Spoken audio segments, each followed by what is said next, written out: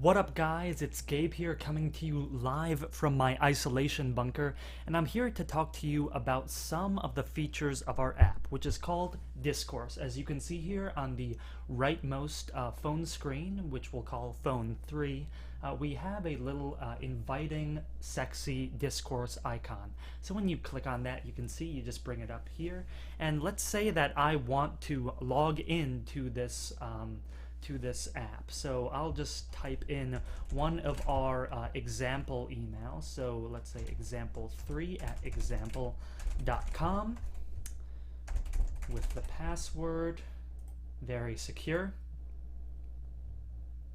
Okay, and let's say that this guy in the middle here, he's a new user, he wants to sign up, so he just clicks on that little sign up box, and he can sign up with, say, example 15 at example.com, and he can sign up, and they're all brought to this lovely landing page where they can, roam around, discover the app. But I have a feeling that most new users, they're very primal. They just want to see the money. And here is the money, this lovely round big red button that they just want to get their paws on. And look what it says. It says creating a debate. Okay, so I just put my opinion in. Well, this guy, user 1, says we really need that wall. Okay, and as you can see, it shows up for these other users, and it even shows up in the spectate box as well.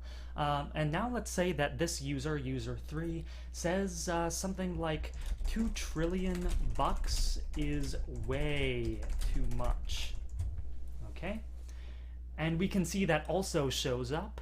And if you look here at the bottom right hand corner of each of these debate information tiles, there's a little number, and now that number represents the score of the user. So you get these points added to your score when you complete a debate and if you're rated well. So this user has 50 points, which isn't that much, and this user, because I guess they're brand new, has 0 points. In any case, let's say that this first guy, he's not that into this. He's reconsidering his life choices. He doesn't want to argue that we really need that wall. So he just decides to leave. Okay, and as you can see, that debate just totally disappears from his screen. And now let's say, let's start the debate. So as you can see, this guy, his timer is at 20 seconds right now, and he's just waiting for someone to come and participate. So let's say that this guy joins the debate, okay, and this guy decides to spectate, okay, so they can have a conversation, they can say hi to each other, they're all updated, blah blah blah, controversy, oh, okay, and you can see that they have that conversation going. They could leave now, but they just waited for that timer in the bottom left-hand corner to expire, and that automatically closed the debate for them. As you can see, now this user, he can't see the debate anymore, and that's because the debate has ended. As for these two users who were actually participating in the debate, well, they can now rate how productive their discussion was. So let's say this guy says it was amazing, this guy says, it was all right, but it wasn't that great. They can go back to the home screen, and now their debate is solved. So now let's see, okay, and here's a test debate. So when we add that test debate, we can see this user now has 61 points. And the reason why that changed is because that user just participated in a debate and got an all-right average score. And so now their score is 61, and every time you participate in a debate, you have the opportunity to gain some of those credibility points. It's just something that helps our users determine the quality of the discourse that they may have with other people. And so now that we're all done, you can just click that top right-hand corner with that hamburger menu, and you can see it says log out. Click that, and you're back to that warm, inviting screen, ready to start anew. Hi, this is Jay, reporting from this cave of solitude I find myself in. And I'm going to be talking about some potential improvements we can make to the app because it's not going to be perfect first go.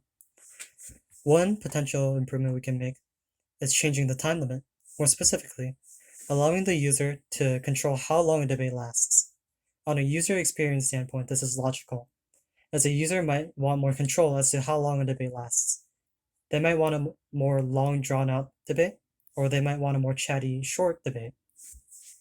As to if this can be implemented in time, all the structure is there to have a variable time limit, so we just need to ask the user what the time limit will be when the dialog box shows to create the debate.